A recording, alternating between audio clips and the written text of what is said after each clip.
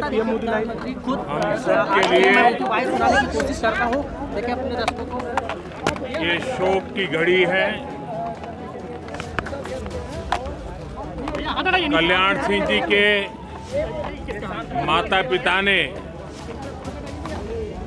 उनका नाम कल्याण सिंह रखा था। उन्होंने जीवन ऐसे जिया कि उन्होंने अपने माता पिता ने उन्हें जो नाम दिया था उस नाम को सार्थक किया।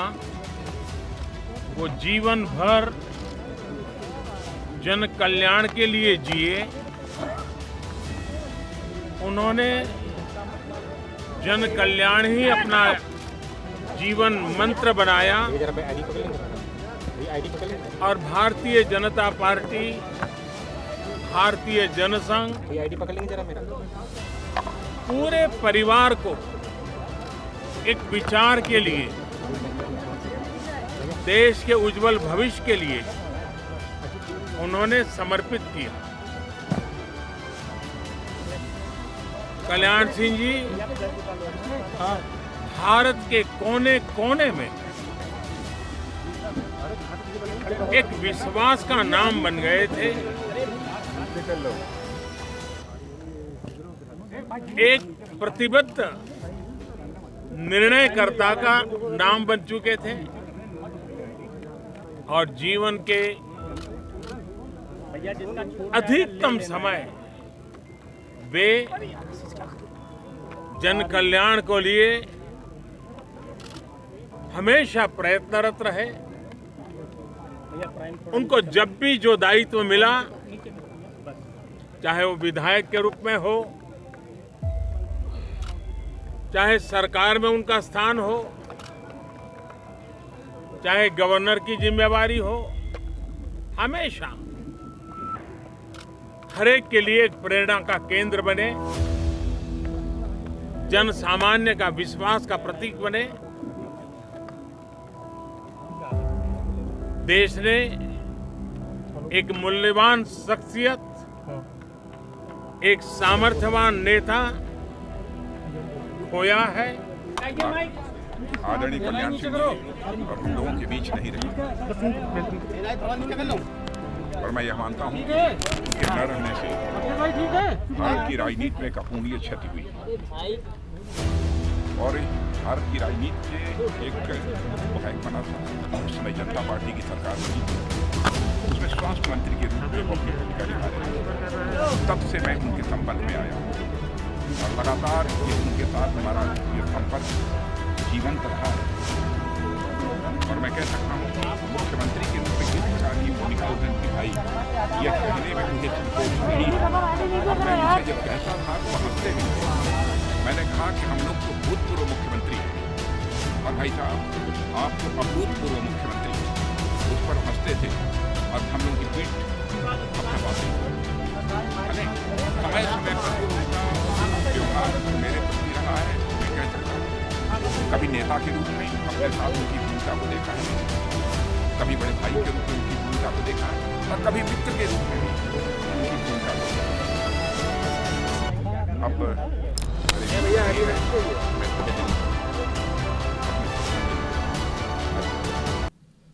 नमस्कार, आप देख रहे हैं आई इंडिया और मैं हूं पंकज सिंह गौर।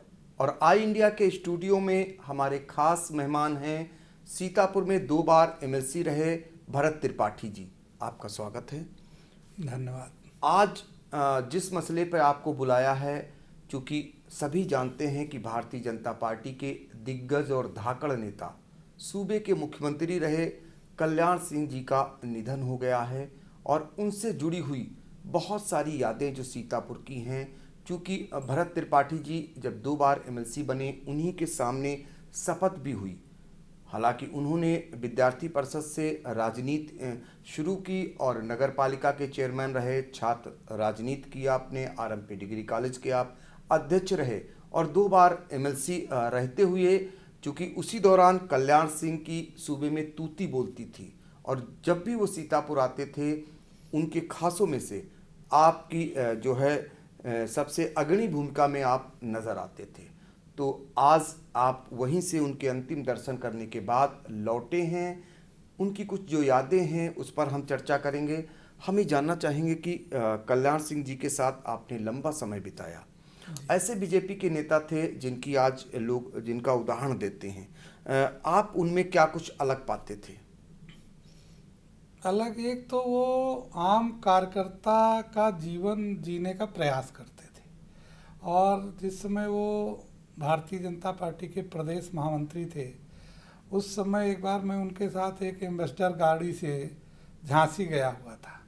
बीच रास्ते में गाड़ी बिगड़ गई तो माननीय कल्याण सिंह जी ने एक ट्रक को रुकवा करके उस पर कल्याण सिंह जी आगे बैठे और मैं उनके साथ आगे बैठा और उनका अंगरक्षक पीछे बैठा उस ट्रक पर, और हम लोग लगभग कालपी से लखनऊ तक का सफ़र ट्रक से साथ साथ सफ़र किए।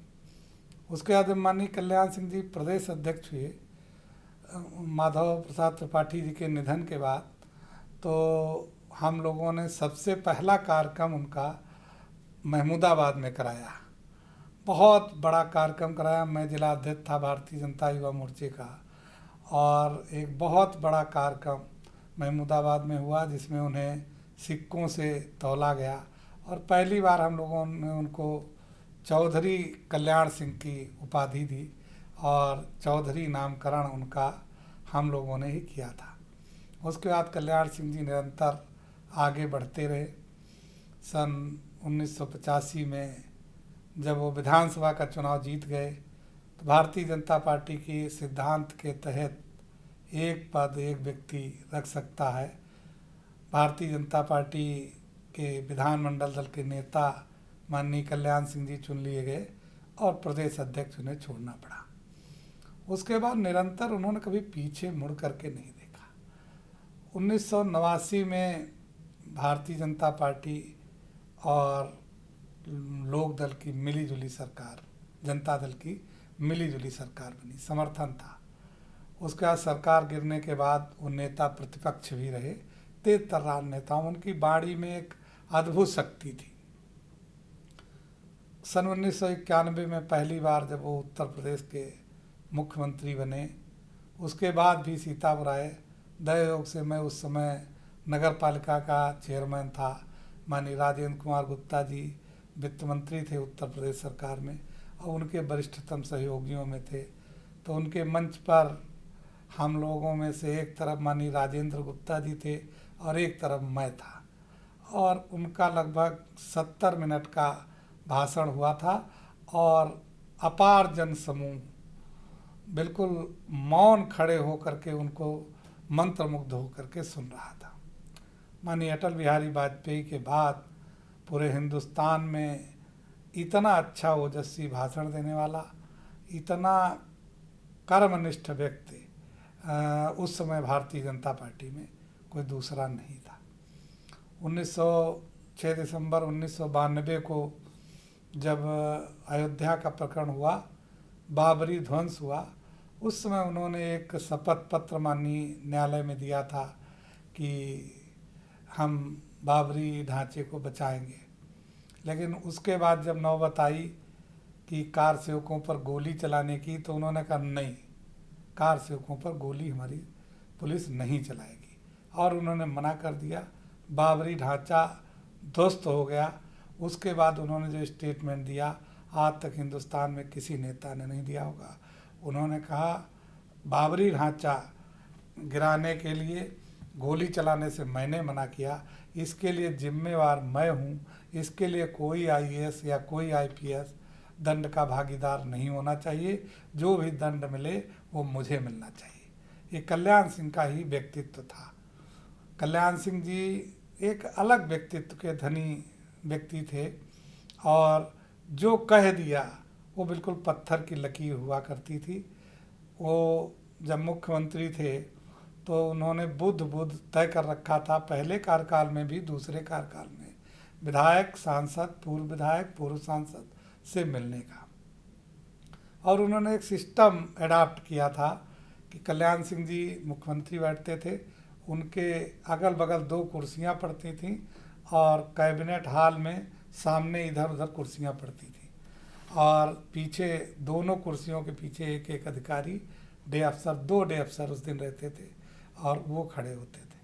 कल्याण सिंह जी 1 बाय 1 एक विधायक इधर से एक विधायक उधर से अपने बगल की कुर्सी पर बुलाया करते थे, और बुला करके जब विधायक लोग अपनी एप्लीकेशंस देते थे तो तुरंत उसी जगह बिना लाग लपेट के अपने डे अफसर को देते थे, होना है नहीं होना है, होना है नहीं होना, इतना ही बोलते थे। और जिस पे उन्होंने कभी होना है कह दिया, बगल में बिठाने वो- का हाँ, आशा ये होता था कि वो जनप्रतिनिधि जो अपनी आज- बात उनसे हाँ, कह सके, और अकेले तो उसकी तरफ कान कर देते थे कि भाई चुपचाप कुछ कहना चाहो कहो, और उससे दूर कुर्सियां रहती थी। 1 बाय 1 आता रहा, उसमें कोई भेदभाव सीनियरिटी जूनियरिटी का ना हो, ये भाव था कि जो आगे कुर्सी बैठा वो आके बगल की कुर्सी पर जिसका नंबर आए वो आगे खिसकता रहे। ये व्यवस्था एक अद्भुत व्यवस्था थी। और उसके बाद जब सन 97 में दोबारा मुख्यमंत्री हुए तब भी ये व्यवस्था लागू रही। और सबसे बड़ी बात थी कि अगर किसी कारण से दिल्ली में या अन्य कहीं दूसरी मीटिंग लग जाती थी ज़रूरी, तो वो पहले से दूरदर्शन पर हमेशा अपनी बात और प्रेस में अपनी बात रख देते थे कि इस बुधवार को मैं नहीं हूँ। सूचना देते थे जनता को हाँ, और लोगों इसको विधायक और सांसद कृपया मिलने ना आए, इसकी जगह मैं बृहस्पतिवार को उसी समय पर तो ये मिलूंगा। और जवाबदेही वो थी, मिलते थे। जवाबदेही थी, एक जिम्मेदार। हाँ, तो वो नज़ारा माननीय राम प्रकाश गुप्ता जी के ज़माने में भी वो मेंटेन रहा, माननीय राजनाथ जी के ज़माने में मेंटेन रहा। उसके बाद वो परंपरा धीरे धीरे ध्वस्त होती गई। और कल्याण सिंह जी मतलब जहाँ तक मुझे ध्यान है कि बहुत स्पष्टवादी नेता थे। जी, जब मेरा 97 में MLC के टिकट का आया तो मैं उनका थोड़ा करीबी था। माननीय राजेंद्र गुप्ता प्रदेश में उनके सबसे करीबी लोगों में थे। तो माननीय राजेंद्र गुप्ता ने भी आखिर में टिकट मांग लिया। जी, तो कल्याण सिंह जी ने मुझे बुलाया और उन्होंने कभी, भरत जी अब क्या होना चाहिए? तो हमने कहा माननीय राजनाथ जी को बुला के पूछिए क्या होना चाहिए। तो उन्होंने माननीय राजनाथ जी को बुलाया, उन्होंने कहा बड़ी असमंजस की स्थिति पड़ गई है, माननीय राजेंद्र गुप्ता जी ने भी टिकट मांग लिया है और भरत जी भी टिकट मांग रहे हैं। आखिर में उन्होंने रास्ता निकाला कि भाई राजेंद्र जी बहुत वरिष्ठ हैं, अगर वो चुनाव लड़ना चाहते तो उनको लड़ाया जाए, लेकिन MLC लड़ाया जाए तो फिर 2002 का चुनाव अभी से तय कर दिया जाए कि भरत त्रिपाठी जी लड़ेंगे और माननीय राजेंद्र गुप्ता जी से पूछ लिया जाए। तब माननीय राजेंद्र जी उस बात पर सहमत नहीं हुए और मुझे MLC का टिकट दिया। उन्होंने मैं विधानसभा जरूर लड़ना चाहता हूँ, तो इसलिए मुझे उस समय विधान परिषद का टिकट माननीय राजनाथ जी, माननीय कल्याण सिंह से नेतृत्व में ही मिला और मैं चुनाव जीता। उसके बाद माननीय कल्याण सिंह जी ने मुझे भारतीय जनता पार्टी का, मैं पहली बार जीत करके गया था, फिर भी उन्होंने मुझे मुख्य सचेतक विधान परिषद में भारतीय जनता पार्टी का बनाया। और व्यक्तित्व देख करके काम करने की अद्भुत क्षमता थी। और उसके बाद फिर आगे बढ़ने का मौका कल्याण सिंह जी के कारण ही मुझे आगे मिला। मुझे राजनाथ जी के कार्यकाल में विंध्यवासिनी जी का कार्यकाल खत्म हुआ, मुझे विधान परिषद में भाजपा का कार्यवाहक नेता भी रहने का अवसर प्राप्त हुआ।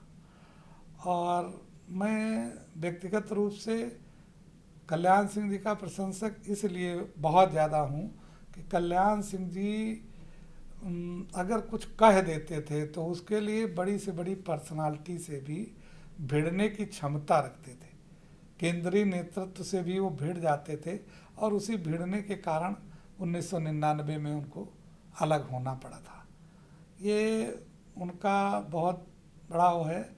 और माननीय अटल जी के और माननीय टंडन जी के बुलावे पर वो फिर बैठे और दोबारा भारतीय जनता पार्टी में वापस आए।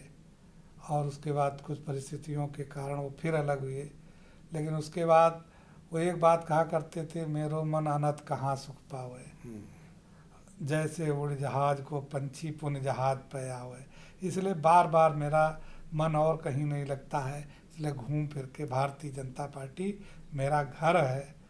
और जब वो 2014 का चुनाव हुआ, केंद्र में सरकार बनी, अवस्था ज़्यादा हो चुकी थी फिर भी उनको सम्मान दिया गया, राजस्थान का गवर्नर उन्हें बनाया गया और उनके बेटे को सांसद का टिकट दिया गया।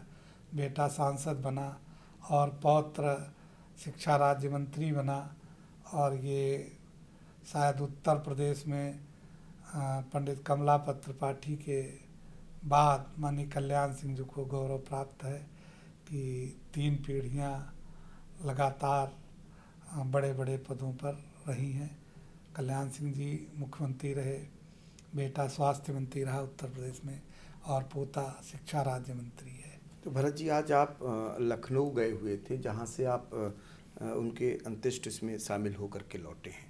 आपने अंतिम दर्शन भी किया होगा। मैंने उनका अंतिम दर्शन किया। ये हम और जानना चाहेंगे, आपने उनकी तमाम खूबियां कल्याण सिंह जी की बताई, जो आप नहीं है इस दुनिया में, लेकिन उनके किए गए कार्यों को आज याद कर रहे हैं, और ख़ासकर जो उनके साथ लंबा समय बिताए हैं भरत त्रिपाठी जी, वो बता रहे हैं कैसे थे कल्याण सिंह जी। उनकी एक बहुत बड़ी खूबी आपने बताई कि आज का जो नेता होता है वो कितनी लग्जरी गाड़ी में सफ़र करने के लिए तैयार होता है, लेकिन आपके साथ उनका एक सफ़र हुआ जिसमें वो ट्रक पर सवार होकर के गए, और उन्होंने उस बात को भी साझा किया जब बाबरी विध्वंस गिराई गई तो सारी जिम्मेदारी उन्होंने अपने पर ले ली।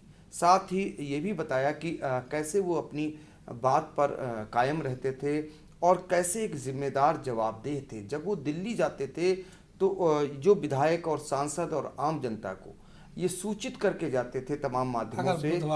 बुधवार को जब जाते थे, चूंकि बुधवार को उनका मिलने का कार्यक्रम होता था जनप्रतिनिधियों से, और जनप्रतिनिधियों को बगल में बिठाकर मिलते थे और उनसे ताकि व्यक्तिगत बात हो जाए। बहुत सारी बातें ऐसी होती थी जो सार्वजनिक नहीं कह सकते थे। ये तमाम खूबियां उनके अंदर थीं जो आज यादों में बची हैं, और कल्याण सिंह जी का तेवर कलेवर कौन नहीं जानता है। जब वो मुख्यमंत्री होते थे तो अपराधी कैसे थर थर कांपते थे।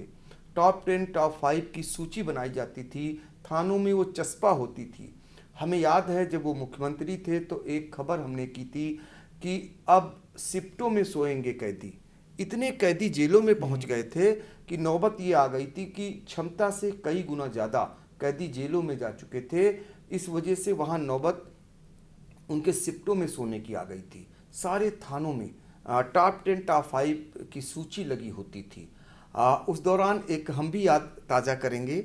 कल्याण सिंह जी RRD कॉलेज के मैदान में आए थे एक सभा को संबोधित करने, और मैं उन दिनों एक आज अखबार में लिखता था और उनकी खबर करके मैं आया था। और उस समय हमारे पास एक हीरो होंडा की एक मोटरसाइकिल आई थी नई, और जैसे ही खबर करके हम आए और फैक्स तब चलता था, फैक्स पे लिख करके खबर भेजी, बाहर देखी मेरी बाइक गायब, चोरी हो चुकी थी। और बाद में हालांकि पुलिस ने खोजा, सिपाही उसका चोर निकला। तो उस दौरान निश्चित तौर पर पुलिस भी अपनी जिम्मेदारी का निर्वहन करती थी।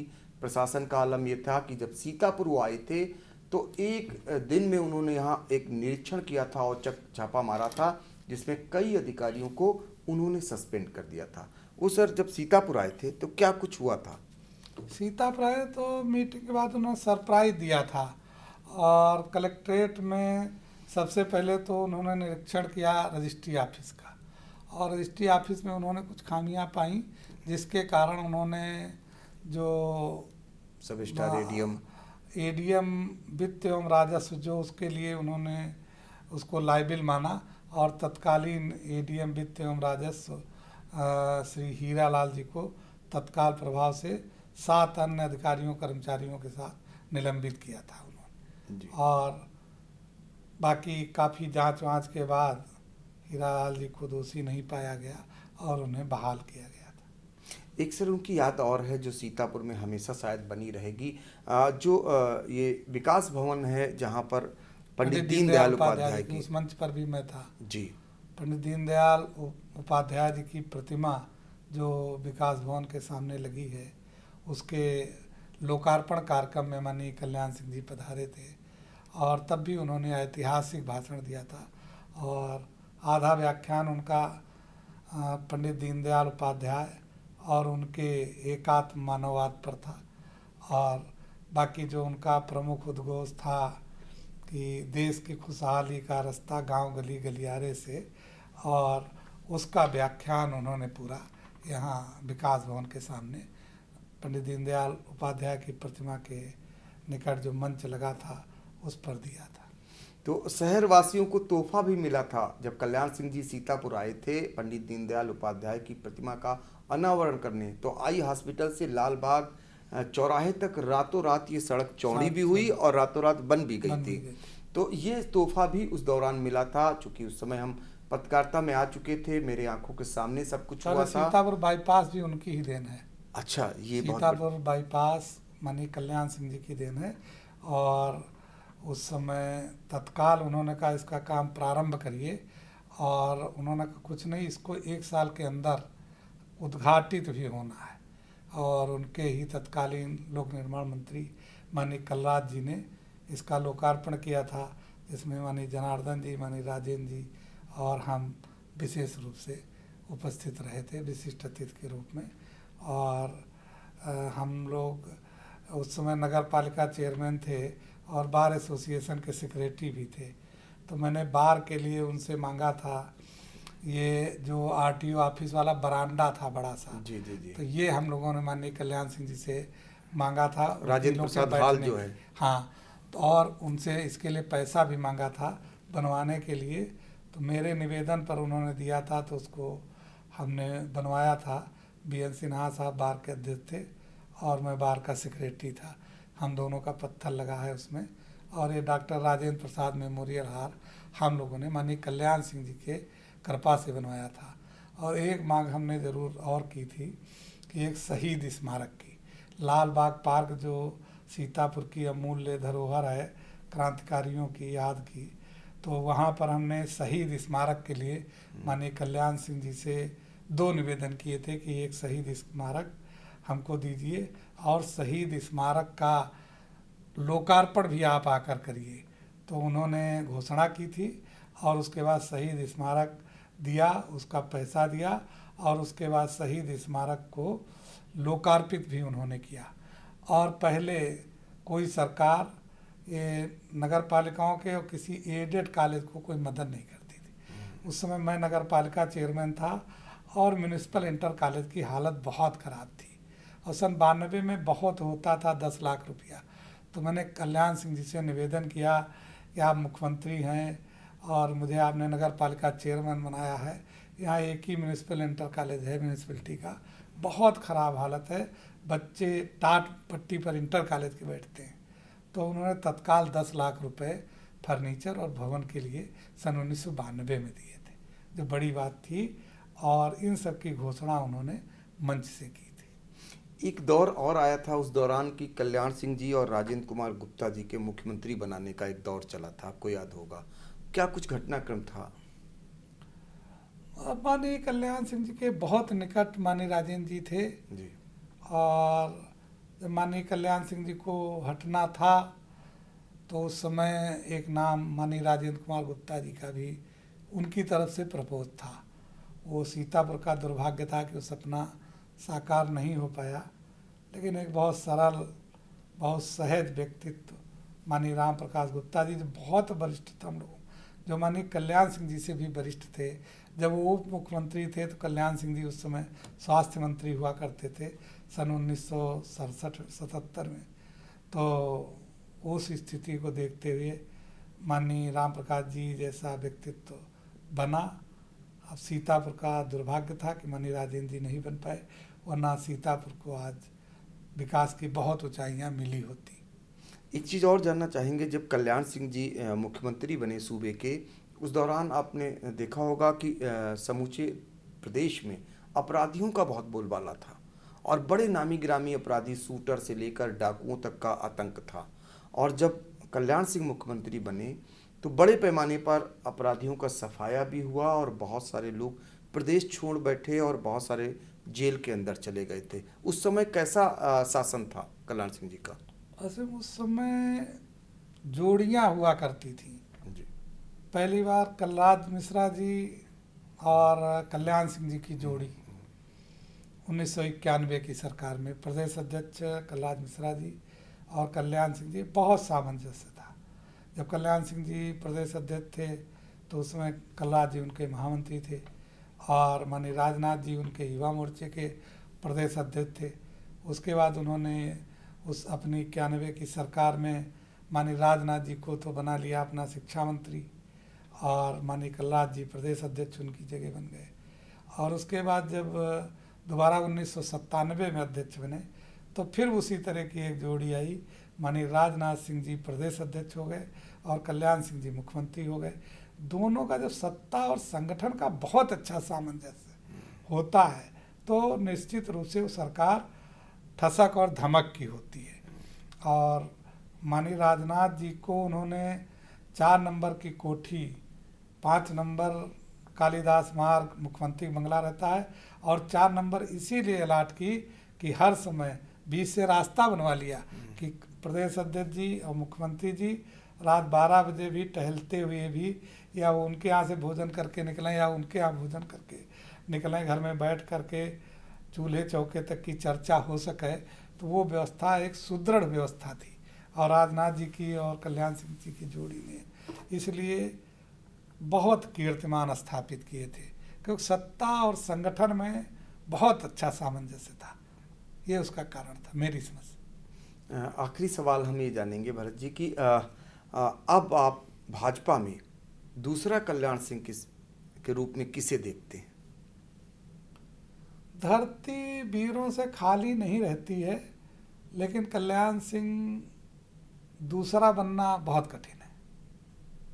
दूसरा कल्याण सिंह बनना बहुत कठिन है। से दूसरा सरदार पटेल आज तक नहीं बन पाया। जी जी। तो दूसरा कल्याण सिंह भी बनना बहुत कठिन है। तो दूसरा कल्याण सिंह बनना बहुत ही कठिन है, चूँकि उनकी अपनी एक अलग कार्यशैली थी भाजपा के अंदर, और वो कैसे थे सब कुछ बता दिया, कैसे वो संगठन को जोड़कर चलते थे, संगठन को कितना महत्व देते थे, जनप्रतिनिधियों के लिए एक दिन खास निकाल कर रखते थे, और जनता के लिए, अपराधियों के लिए उनका कैसा बर्ताव रहता था। बहुत सारी बातें आपने साझा की। चूँकि अब सभी जानते हैं कल्याण सिंह जी हमारे बीच में नहीं हैं, और अब उनकी बची हैं यादें, उन यादों को आज साझा कर रहे थे, क्योंकि उनके साथ बहुत सारे पल बिताए हैं, बहुत कुछ करने का आपको मौका मिला भरत त्रिपाठी जी को। उन्हीं के समय आप MLC बने और उनके समय कैसे सरकार चलती थी, सब कुछ आपने साझा किया। सीतापुर को कल्याण सिंह जी ने क्या क्या तोहफे दिए ये भी दर्शकों को बताया। इसके लिए फिर एक बार आपका बहुत बहुत धन्यवाद।